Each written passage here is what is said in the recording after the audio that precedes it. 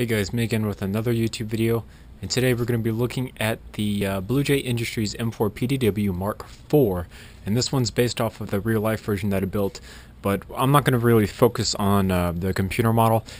Instead, I'm going to focus on instructions. So I was asked a while back to do an instructions video on the BJI Industries M4-PDW, and I never really got around to doing it, but today we are going to get around to doing it. So the first thing that we're going to build is the handguard, and that also includes the barrel and the front portion of it. So we're going to go ahead and do this kind of quickly. I'm kind of afraid that this camera will die. So we're going to start out with a 2x4 plate, a 2x8 plate, and then another 2x4. And all of those are going to stack together like so. If you have an equivalent piece that matches the length of all of these, so a 2x16 plate, you can go ahead and substitute that. So just grab those and set those off to the side. The next pieces you're going to need are two of these 2x3s, a 2x4 plate, you're going to need two of those as well, and then a 2x2. So what you're going to do is take all of those pieces and line them up as well. And it's going to go 2x2 plate first, then these pieces,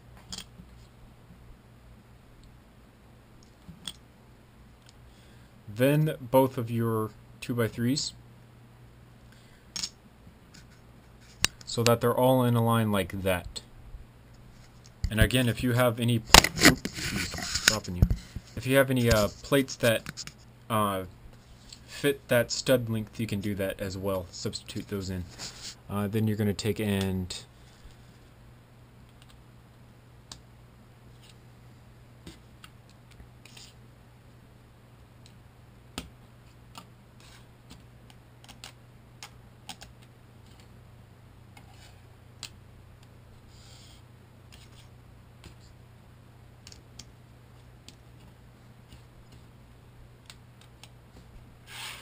so then you have a piece that looks just like this.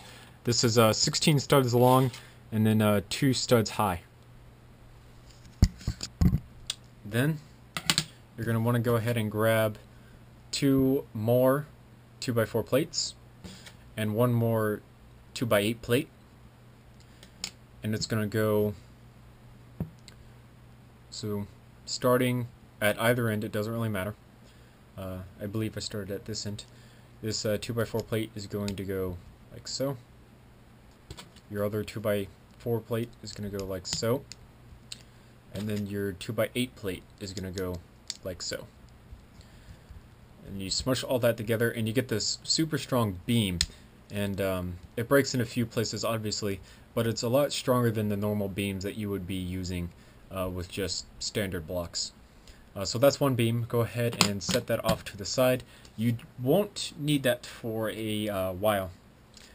So this next part is the pretty much the handguard itself. So you're going to want one of these pieces with 2 2x2s stacked up on top of each other to fit down inside of it, or you're going to want the opposite of this piece. So an inverted slope piece will work as well. You need 2 of those, and you're going to set them side by side just like so. You're going to take any piece that has studs on the side. This piece works, or if you have the normal piece, that also works. And you're going to put that on the side like so. And then do the same thing with the other side, so that it looks something like this. Then you're going to take one of the circle pieces, or an axle piece works. Preferably an axle piece. An axle piece will do a lot better in this situation. And you're going to put that like so that it fits in there. And then you're going to leave these 2 studs open. So just be wary that those 2 studs are open. You're going to duplicate that design on another piece, but instead of putting anything in between the 2 side stud pieces here, you don't put anything there. So you're going to also set both of those aside. For future reference, you will also need 4 of these pieces here. So just get 4 of those and set those off to the side as well. Now then, for the pieces that go on the sides here, you're going to want to make 2 of these, except one of them is going to have a clip piece on the end of them, right here.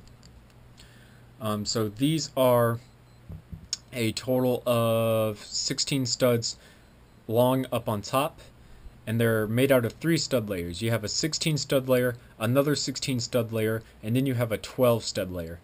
So if you guys can make this on your own, that's great. Just 16 studs on top, 16 studs in the middle, and then only 12 studs in the bottom layer.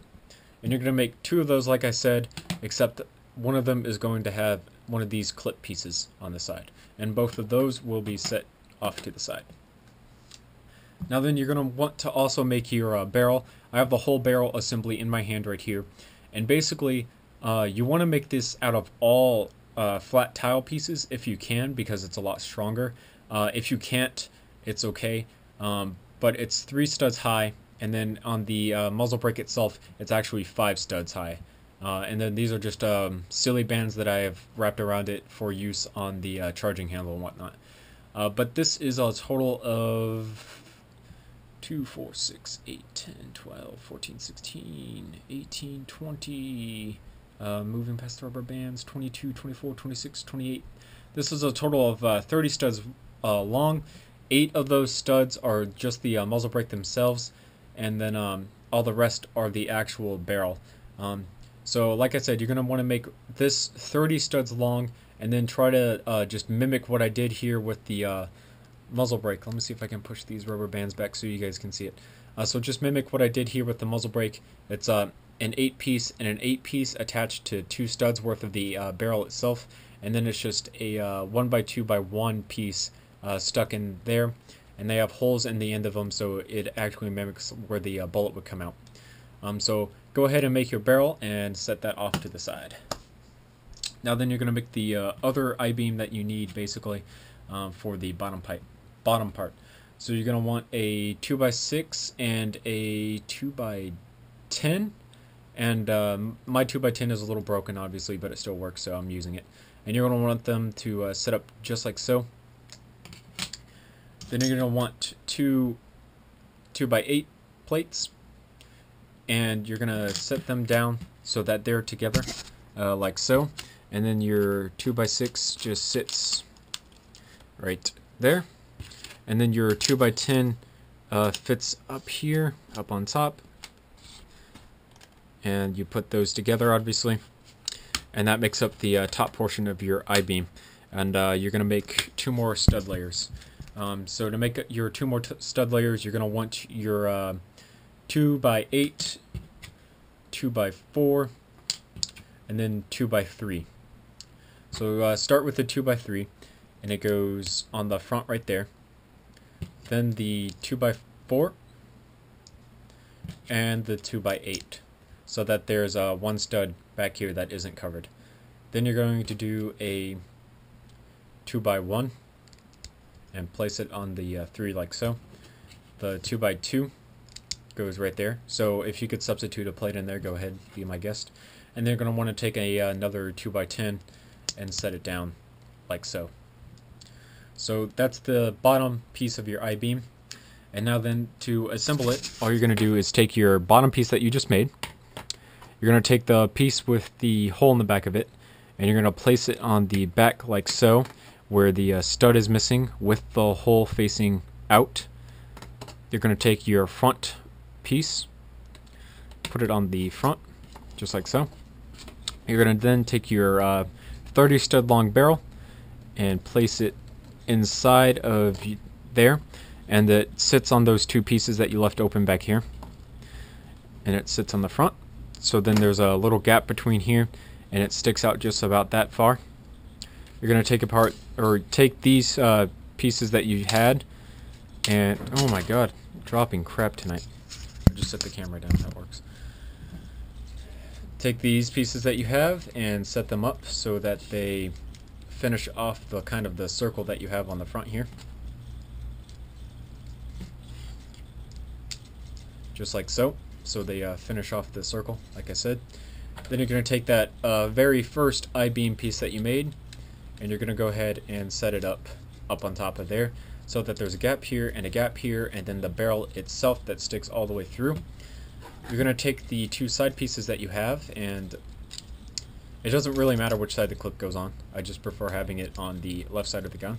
And they fit onto those two studs that you made at the beginning, and they have a hole right there. And then this one goes on this side, just like so. And then the little clip piece is to hold the sling mount that I have.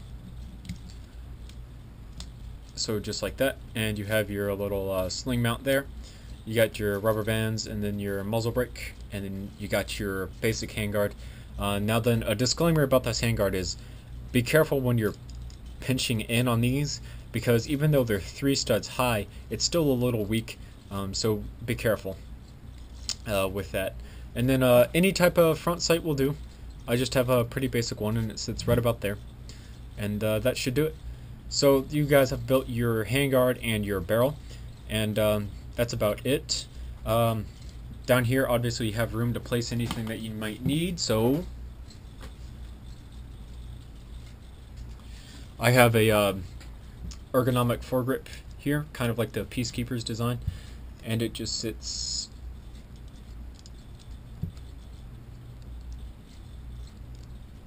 if I can get the studs to push in.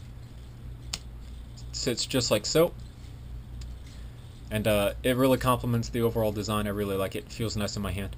I'm not going to show you guys how to build the foregrip. I'm going to let you go ahead and build your own foregrip to put on it, or any other type of attachment that you might want to put on it, like a laser or a flashlight.